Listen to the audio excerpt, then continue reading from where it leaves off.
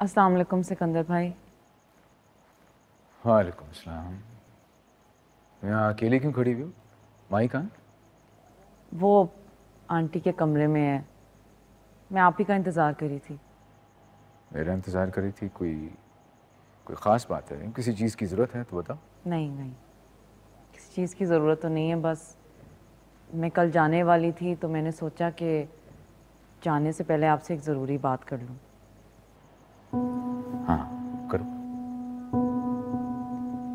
वो असल में जब से मैं इस हवेली में आई हूँ देख रही हूँ कि माही के साथ अच्छा सलूक नहीं हो रहा। ये शिकायत माही ने की है खुद तुमसे? नहीं, वो तो शायद शिकायत करना ही भूल गई है, लेकिन मैं खुद देख सकती हूँ, महसूस कर सकती हूँ। बल्कि कोई भी अगर तीसरा बंदा आएगा इस हवेली में और यहाँ का माहौल देखेगा उसे समझ आ जाएगी। किसी को कुछ बताने की जरूरत नहीं है। रेदा, तुम क्या फजूल बातें कर रही हो? सिकंदर भाई, आपको इसकी किसी बात पर ध्यान देने की जरूरत नहीं है, ये पागल है। माही ठीक कह रही है ये। मैं खुद ये सब देख के बहुत कुड़ता हूँ, लेकिन सामने जो रिश्ता आ जाता है उसके आगे मैं खामोश पड़ जाता हूँ। वो सब तो ठीक है सिकंदर भाई, लेकिन इस सब में इस बेचारी की क्या गलती है? वो तो खुद उजड़ चुकी है। उससे इंतकाम लेके भला किसी को क्या फायदा होगा? रेदा, बस करो। सिकंदर भाई, मुझे किसी से कोई गिला नहीं है, मैं आपको बोल रही हूँ। मसाइल नहीं थी ऐसी। सारी जिंदगी हमने उनके वजूद से सिर्फ मोहब्बत की छांव ही पाई है। वैसे तैमूर के गम में वो घुल घुल के तल्ख हो चुकी हैं। मैं समझती हूँ, उनका गम बहुत बड़ा है। हम तीनों मिलके भी सोच नहीं सकते कि उनके ऊपर इस वक्त क्या गुजर रही होगी। लेकिन इसका मतलब ये तो नहीं है कि वो इस बेचारी को इतनी ज्यादा अजियत से गुजारें।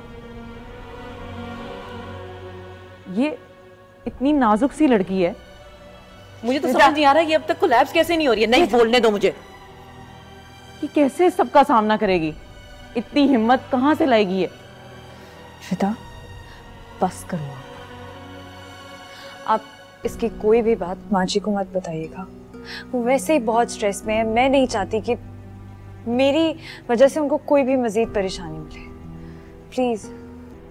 मैं बात तो मैं करूंगा, बस तुम अपना दिल मत खराब करो।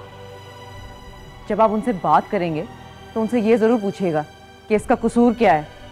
सिर्फ ये 2 दिन के रिश्ते के बदले इसने इस हवेली पे अपना सब कुछ कुर्बान कर दिया। लोग सालों पुराना रिश्ता नहीं निभा सकते हैं और इसने चंद घंटों के रिश्ते के लिए खुद को वक्फ कर लिया, सिर्फ इसलिए ताकि आप और आंटी इस गम के अंदर अकेले ना हो, और इसलिए ताकि इस हवेली की इज्जत को ठेस ना पहुंचे। लेकिन इस सब के बदले से क्या मिला? तंज, ताने, धुतकार। क्या यही सिला होता है बेगर्ज मोहब्बत करने का? मैं जानता हूँ माही ने कम अरसे में जो हवेली के लिए किया है वो शायद और कोई और न कर सके। पता नहीं अम्मा साइन को ये सब कुछ नजर क्यों नहीं आता। मैं शर्मिंदा हूं इससे। मैं सिर्फ ये चाहती हूँ कि कोई इसकी कुर्बानियों का एतराफ करे या ना करे, लेकिन जिस दर्जे की ये हकदार है वो इसको मिलना चाहिए। जब तक माही इस हवेली में है इसको कम से कम बहू तो मान लिया जाए ना।